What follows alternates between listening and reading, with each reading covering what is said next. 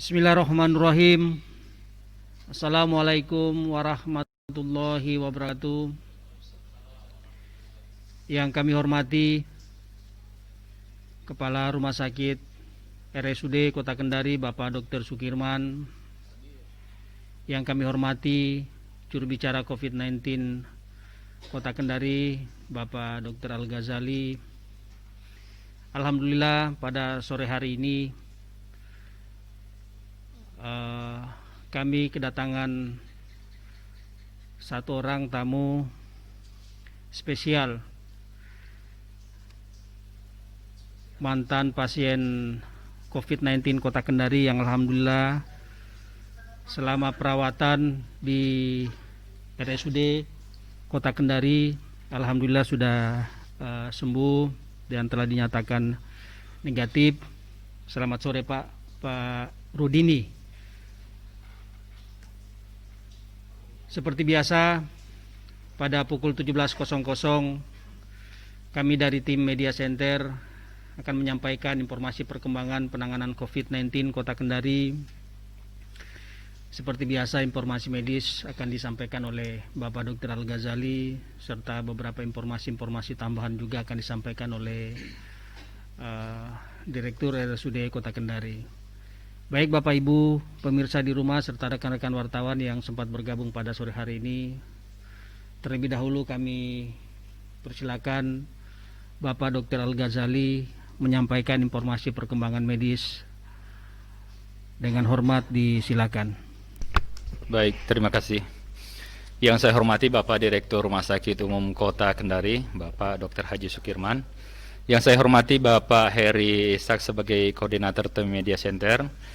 Yang saya hormati, saya banggakan Bapak Rudini, kebetulan beliau sebagai mantan pasien COVID-19 yang dirawat di Rumah Sakit Kota Kendari.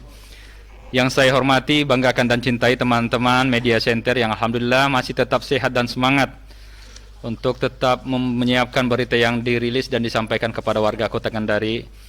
Saya hormati Bapak Ibu dan netizen yang ada di rumah serta teman-teman warga wartawan yang saya cintai dan saya banggakan. Bismillahirrahmanirrahim. Assalamualaikum warahmatullahi wabarakatuh. Seperti biasa, langsung dari Media Center Percepatan Penanganan COVID-19 Kota Kendari, saya Dr. Al-Ghazali sebagai juru bicara akan menyampaikan beberapa hal tentang perkembangan COVID-19 yang ada di Kota Kendari. Yang pertama, untuk OTG, akumulasi jumlah OTG sebanyak 422 orang, selesai pemantauan 442 orang, selesai pemantauan 411 orang, masih dalam proses pemantauan sebanyak 31 orang.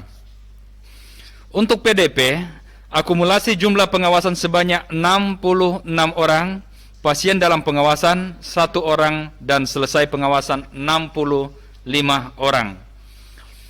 Untuk kasus positif, hari ini ada terkonfirmasi penambahan kasus baru, yakni laki-laki 31 tahun Kecamatan Puwatu, Kelurahan Tubuha, tidak ada riwayat keluar daerah dan kontak positif. Pemeriksaan swab tanggal 27 dinyatakan positif. Kemudian hari ini juga konfirmasi perbaikan data yang dirilis kemarin, yakni pasien yang dinyatakan positif satu orang di Kecamatan Kadiak tercatat sebagai warga masyarakat Sulawesi Barat, sehingga hari ini dikeluarkan dalam daftar penanganan COVID Kota Kendari dan dialihkan dalam data penanganan COVID Sulawesi Barat.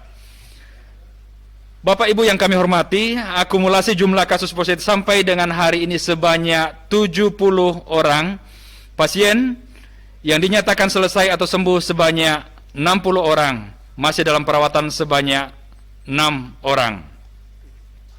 7 orang, meninggal 3 orang.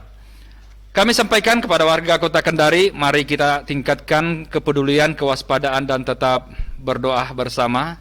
Jangan tertular dan jangan menulari, dan mari kita bersama-sama untuk mengindahkan atau mengikuti himbauan pemerintah. Demikian yang kami sampaikan dari Media Center Percepatan COVID-19 Kota Kendari. Assalamualaikum warahmatullahi wabarakatuh. Baik, terima kasih juru bicara COVID-19 Kota Kendari. Tadi beberapa informasi tambahan terkait perkembangan penanganan COVID yang ada di Kota Kendari. Selanjutnya kami berikan kesempatan kepada Pak Rudini untuk menyampaikan beberapa informasi terkait kesan dan kesannya selama beliau dirawat atau selama beliau dinyatakan salah satu pasien positif COVID-19 Kota Kendari. Mungkin ini bisa mengedukasi atau memberi semangat kepada Bapak Ibu atau pasien yang sementara dirawat, baik itu di RSUD Kota Kendari ataupun di Rumah Sakit Umum Batara Mas. Untuk itu waktu kami persilakan.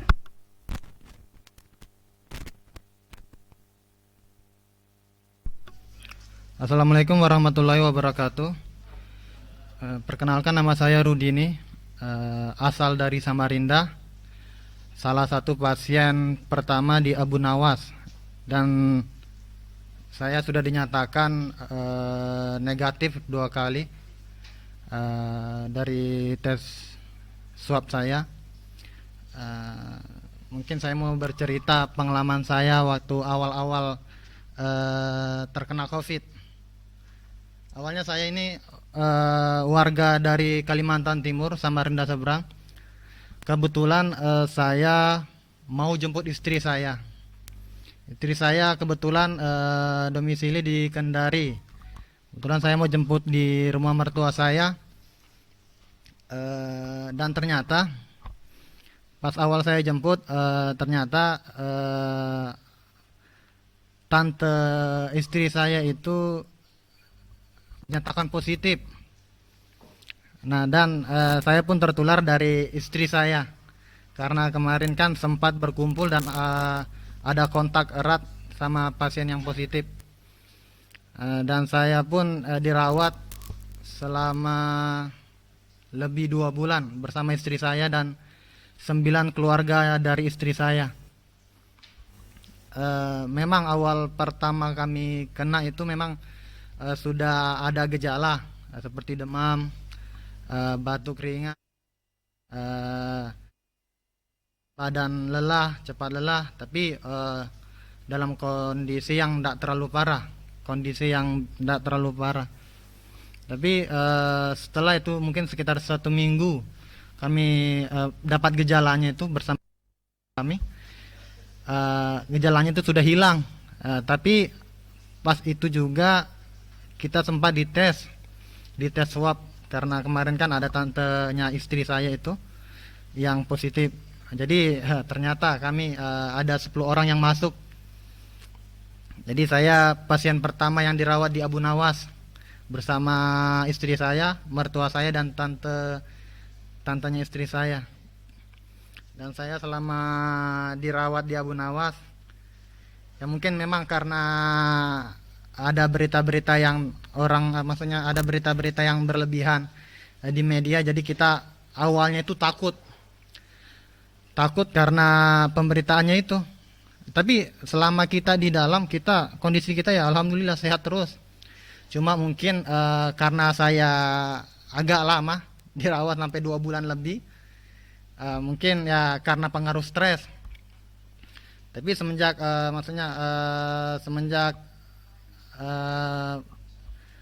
saya di dalam, saya berusaha tidak stres. Oh, ternyata yang bikin kita lama dirawat itu ya karena kita stres. Kalau kita berusaha hilangkan pikiran-pikiran yang negatif, kita ambil pikiran-pikiran yang positif, ternyata alhamdulillah selama pikiran saya positif terus, alhamdulillah saya dinyatakan sembuh dari COVID-19 bersama istri saya. Alhamdulillah. Saya juga mungkin berterima kasih kepada pemerintah dan terutama tenaga medis yang ada di Rumah Sakit Abu Nawas. Mereka betul-betul tulus menyemangati kita, mengobati kita dari virus-virus ini. Jadi saya terima kasih. Saya sungguh betul, saya sedih waktu pas dinyatakan negatif. Saya sempat nangis karena iya gembira. Saya tidak percaya, alhamdulillah. Ternyata saya ada titik terangnya. Ternyata memang penyakit ini memang sangat menular. Tapi mungkin kita harus tetap waspada karena kita tidak tahu virus ini dapatnya nanti dari mana. Jadi saya himbau kepada masyarakat, terutama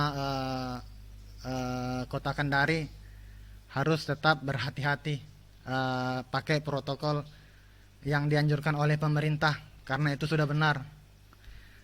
Saya juga himbau kepada masyarakat harus tetap waspada, intinya itu waspada.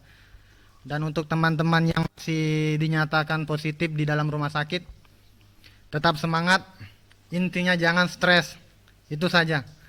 Karena semakin kita stres, imun kita akan turun dan penyakit pun akan cepat menular. Pokoknya intinya tetap semangat untuk yang teman-teman yang masih dirawat di dalam rumah sakit, khususnya di Kota Kendari ini. Ya mungkin itu saja pengalaman saya. Saya kembalikan lagi. Ya, itulah tadi beberapa informasi kesan beliau Pak Rudini selama menjalani perawatan di Kota Kendari. Selanjutnya mungkin kami persilakan kepada Bapak Ibu pemirsa di rumah jika ada hal-hal yang perlu dikonfirmasi terkait perkembangan COVID-19 kita pada sore hari ini, kami persilakan. Begitu juga dengan Bapak Ibu pemirsa di rumah. Ya.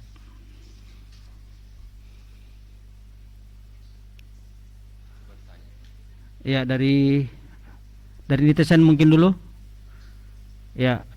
Buat pasien bisa ceritakan kira-kira Bapak sampai positif COVID-19 saat itu kira-kira melalui apa? Dan apa saja hal yang membosankan selama menjadi pasien saat itu dan apa saja sehari-hari yang dilakukan di masa penyembuhan? Ya, dari Rinanos, mungkin bisa langsung dijawab Pak Rudini. Ini ada pertanyaan dari netizen. Ya. Buat pasien awalnya saya dinyatakan positif itu saya kan tidak tahu karena saya ini warga dari Samarinda. Kebetulan saya mau jemput istri saya di rumah mertua saya yang di Kota Kendari ini.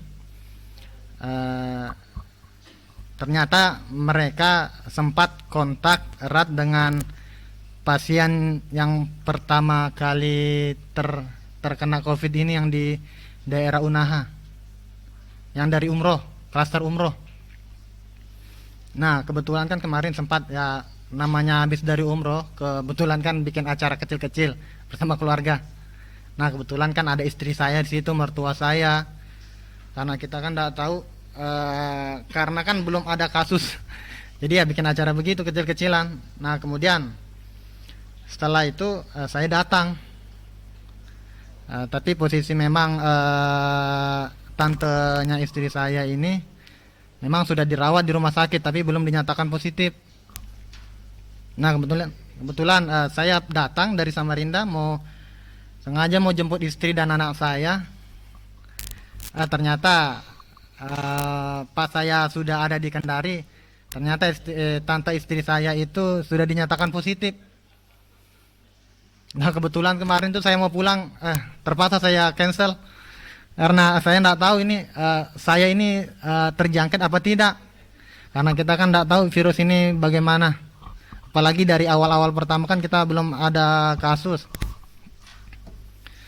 Jadi saya tunda penerbangan saya pulang ke Samarinda, takutnya nanti saya tiba-tiba saya habis kontak sama istri saya, yang istri saya itu habis kontak dengan tantenya yang sudah dinyatakan positif. Lebih baik saya stay dulu sampai saya dites apakah saya ini betul-betul tidak ada virusnya apa ada. Tapi alhamdulillah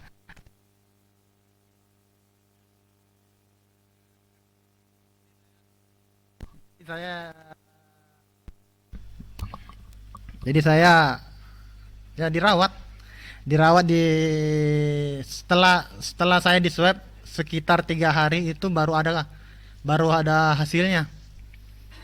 Hasilnya dinyatakan positif bersama istri saya, mertua saya, dan saudara-saudara tantenya dan neneknya istri saya. Itu ada dari 20 orang yang dites, sekitar 10 orang itu yang dinyatakan positif. Kegiatan yang dilakukan di rumah sakit waktu pas di isolasi itu, ya kita olahraga. Kalau pagi sore kita itu olahraga, olahraga pagi, ya senam-senam kecil lah. Jangan terlalu berlebihan olahraganya, karena berlebihan juga tidak terlalu bagus. Yang saya baca-baca di internet, karena kita kan di dalam isolasi juga, kita banyak-banyak buka-buka edukasi-edukasi yang membuat kita cepat sembuh, atau edukasi yang buat kita lebih semangat selama di isolasi. Kemudian juga itu ya, intinya kita harus berserah diri sama yang di atas, karena dari Allah yang bikin kita sembuh. Saya betul-betul selama di dalam rumah sakit itu, kami betul-betul berserah diri. Lebih ada mungkin ada sisi baiknya lah kita di dalam, jadi kita lebih bisa mendekatkan diri sama yang di atas. Karena di dalam ruang isolasi kan tahu aja, kita terkurung dan tidak bisa ngapa-ngapain kecuali ya kita olahraga kecil. Mungkin itu saja selama pengalaman kami di dalam rumah sakit. Oh ya, intinya kalau misalnya kita carilah berita-berita yang positif, karena kalau semakin kita cari berita yang positif itu, semangat kita untuk sembuh itu lebih besar. Itu saja. Karena kalau kita mau cari berita-berita yang membuat kita takut, negatif lah, itu akan membuat kita takut. Kalau cari positif, yang berita-berita yang positif itu yang lebih baik. Mungkin itu saja. Ya, cukup ya, Bu Rina Nos. Selanjutnya ada dari wartawan, silakan Bu Nisrina, silakan. Kami persilakan. Terima kasih. Assalamualaikum warahmatullahi wabarakatuh. Pertama, saya mau bertanya dulu kepada pasien yang sudah dinyatakan sembuh. Selamat Pak ya, sudah bisa sembuh dari COVID-19. Pertanyaan saya begini Pak, apakah Bapak mengalami gejala pada saat sebelum dinyatakan positif COVID-19, misalkan sesak nafas, demam tinggi, dan lain sebagainya, ataukah tidak ada gejala sama sekali atau OTG, nanti diketahui ketika sudah ada hasil swab. Terus yang kedua Pak, karena Bapak sudah punya pengalaman dirawat di rumah sakit karena COVID-19, kira-kira pelajaran berharga yang bisa Bapak bagi kepada seluruh masyarakat Kota Kendari supaya mereka peduli untuk menerapkan protokol kesehatan COVID-19 ini apa? Yang selanjutnya saya mau bertanya kepada Pak Dokter Al-Ghazali atau juga Pak Dokter Sukirman.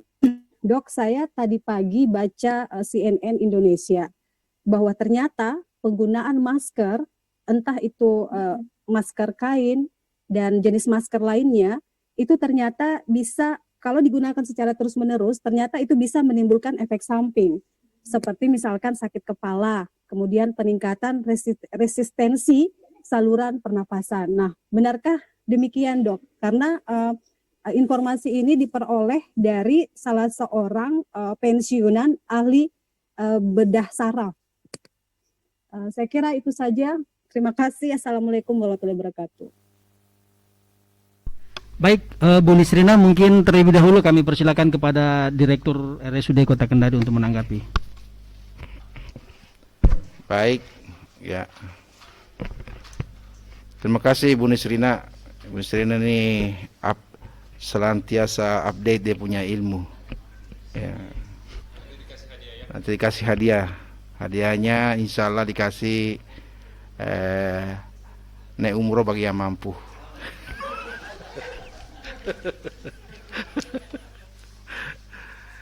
Jadi terkait dengan pengguna masker ya, jangankan masker ya, obat saja sebenarnya semua itu pasti ada efek samping. Ya, obat yang nyata-nyata digunakan untuk mengobati itu pun juga mempunyai efek samping. Kemudian masker itu bisa dikaitkan memang dengan sakit kepala, misalnya dia maskernya kurang oksigen ya, oksigen kurang terhirup, atau kalau misalnya oksigen kurang maka memang bisa menyebabkan oksigen ke otak bisa berkurang. Mungkin juga tergantung seseorang sih ya.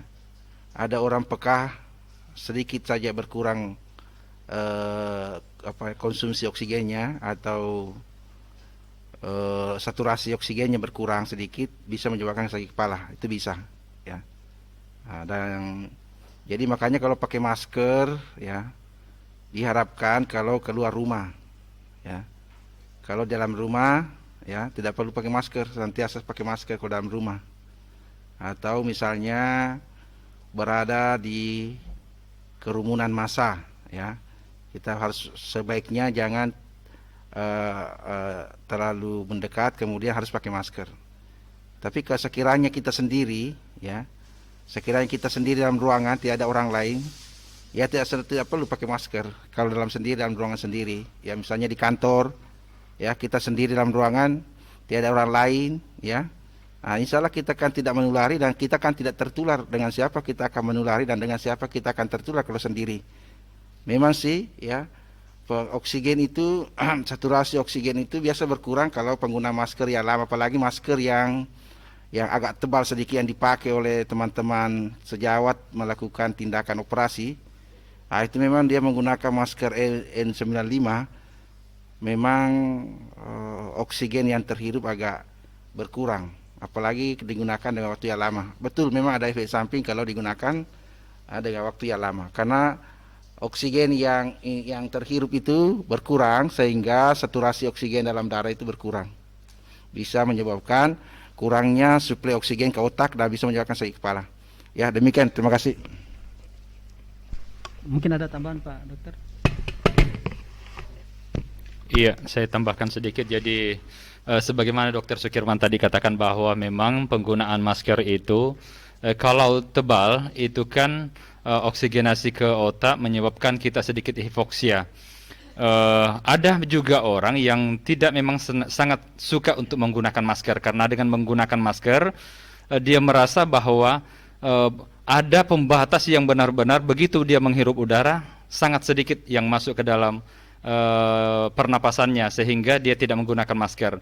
Nah, masker yang tebal itu seperti N95 yang dikatakan Dr. Sukirman tadi, memang itu adalah merupakan penyaring bakteri ataupun virus. Jadi digunakan 95% memang memproteksi diri.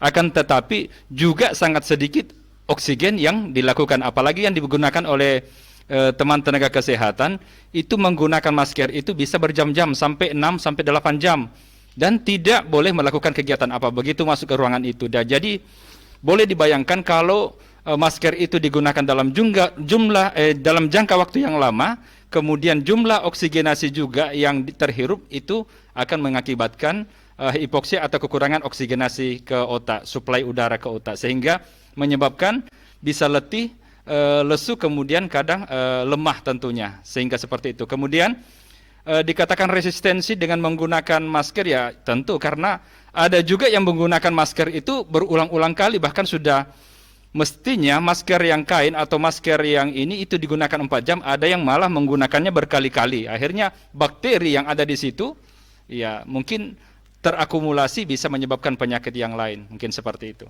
Terima kasih. Ya.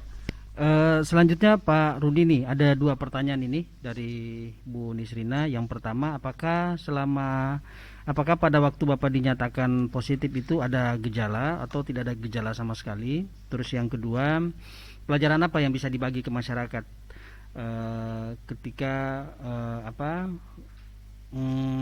agar masyarakat tidak terpapar COVID, seperti itu?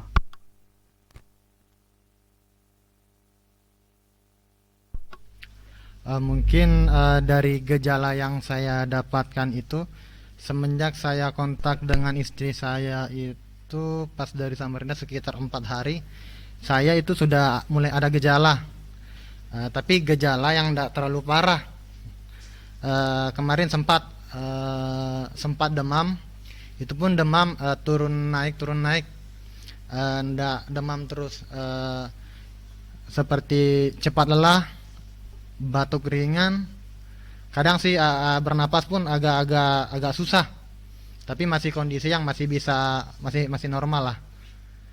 Tapi gejala itu yang saya dapatkan itu selama 1 minggu, sekitar 1 minggu. Setelah itu saya normal seperti biasanya. Untuk gejala-gejalanya itu mungkin yang saya rasakan ndak separah yang kadang ada di berita-berita itu, yang sesak, yang napasnya pun kalau hirup napas pun agak susah. Tapi ini kami normal aja sih, ndak terlalu parah gitu, karena kondisi kita memang selama di dalam ruang isolasi juga ya biasa, ndak terlalu ndak ada keluhan penyakit apa segala itu ya, karena mungkin di dalam isolasi ya kadang karena kita stres sedikit karena di dalam ruangan yang terbatas mungkin kita agak stres. Tapi untuk gejala penyakit yang kita alami sampai sembuh itu ndak ada sudah. Di awal minggu pertama saja kita itu, selama saya dinyatakan positif sekitar 2 bulan lebih lah dari minggu pertama itu, ya selama perawatan juga itu.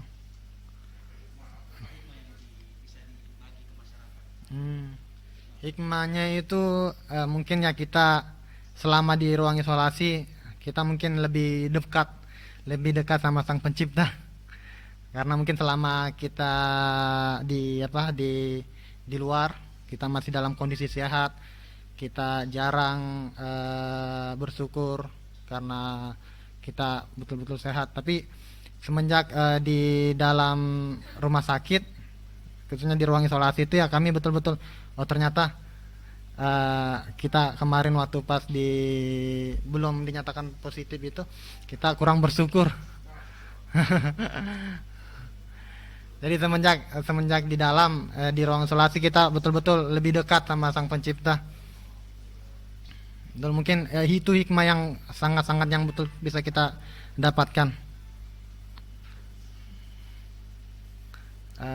Untuk teman-teman, saya himbau tetap ikuti protokol COVID yang sudah dianjurkan oleh pemerintah, karena itu sudah benar. Kita tidak tahu virus itu datangnya dari mana. Kita harus pakai masker, habis jalan dimanapun kita cuci tangan. Itu virus entah dari mana kita dapatnya. Sama seperti saya kan, saya datang dari Samarinda mau jemput istri saya, ternyata istri saya ternyata yang di sini, istri saya di sini ternyata positif juga. Ada, Pak. Satu saja istrinya, Pak. Oh, tidak, Pak. Bukan, kebetulan kan kerjaan saya di Samarinda. Kebetulan mertua saya kan tinggal di sini. Istri saya kemarin saya tinggal pas selesai lahiran. Saya mau jemput, niat baik saya mau jemput, mau pulang, mau ambil lagi istri saya. Ternyata saya dinyatakan positif. Jadi saya selama di Kendari ini sudah lebih 3 bulan. Pekerjaan juga terbengkalai apa segala kan. Tapi kita ya tetap bersyukur lah. Kita masih diberi kesehatan. Nah, mungkin itu saja dari saya. Ya, masih ada yang ingin dikonfirmasi ulang rekan-rekan wartawan atau Bapak Ibu pemirsa di rumah?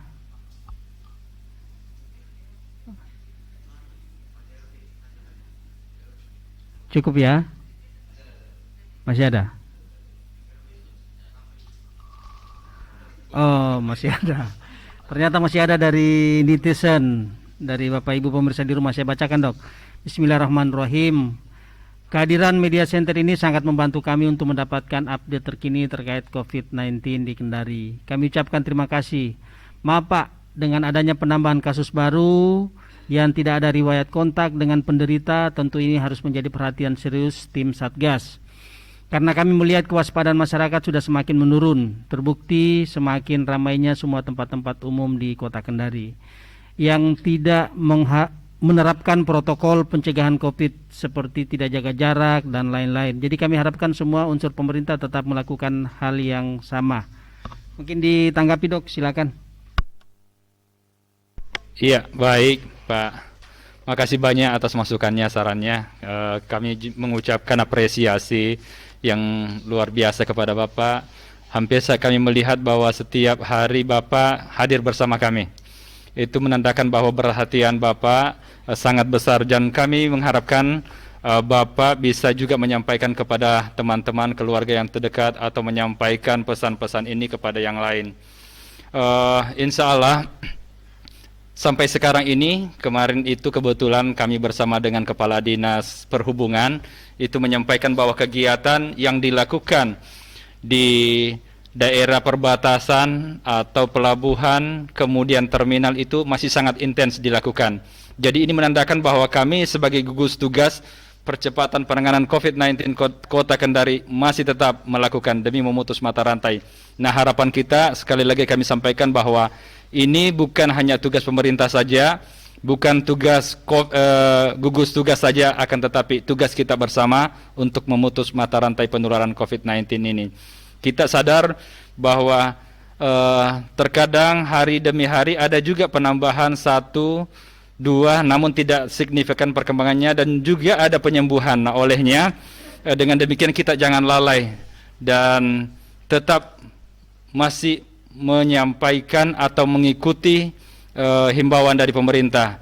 Kemudian kami hari ini sengaja menampilkan teman kebetulan sebagai pasien yang pernah dirawat di Rumah Sakit Umum Kota Kendari. Harapan kami bahwa dengan hadirnya beliau, Bapak Rudini ini bisa memberikan edukasi kepada warga Kota Kendari bahwa ternyata penyakit COVID itu walaupun misalnya strain yang betul kena beliau adalah yang ringan, tidak seperti yang biasanya yang terjadi di Jawa, Eropa maupun Amerika, namun tetap kita peduli, waspada, karena jujur kalau kita melihat sebenarnya strain yang berat itu yang ada di beberapa tempat di belahan dunia lain itu benar-benar sangat menyesakkan dan membuat susah bernapas, bahkan kalau ada penyakit komorbid atau yang lain-lain itu bisa cepat mematikan.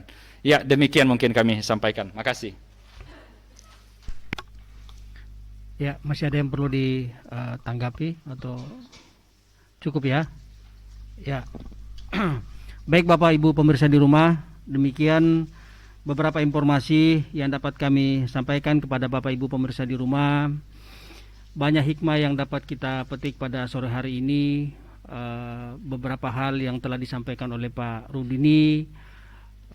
Kita berharap bahwa masyarakat tetap mengikuti protokol COVID-19 agar penyebaran virus COVID-19 yang ada di Kota Kendari dapat kita kendalikan. Amin ya rabbal alamin. Oleh karena itu kita akhiri pertemuan kita pada sore hari ini, dan insya Allah kita akan kembali pada besok hari tepat pukul 17.00 dengan ucapan alhamdulillahirabbil alamin, wabillahi taufiq wal hidayah. Assalamualaikum warahmatullahi wabarakatuh.